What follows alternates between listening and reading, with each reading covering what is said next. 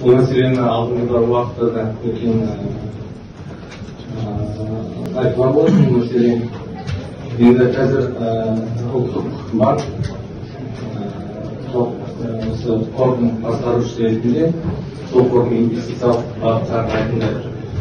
Яғни қандай инструменттерге инвестициялау керек, ол жерден қандай жаңағы табыс түседі, зейнетақы және оның табыстың жаңағы тұрақтылығы мен инвестициялар салымдардың сақталуына ең басты басымдық банк үшін.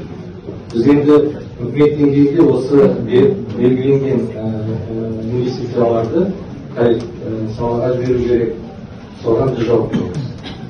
Яғни қазіргі уақытта екі біздің үлкен холдингтар бар, Келек және самұрық-қазына, солардың инвестициялық жобаларын қарастырып жатырмыз.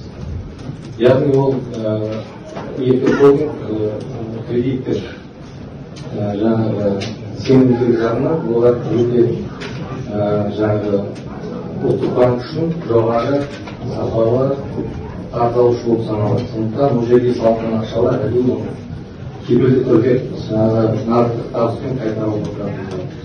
Қордан қанша ақша алып, осы жолға жоспарланып отыр?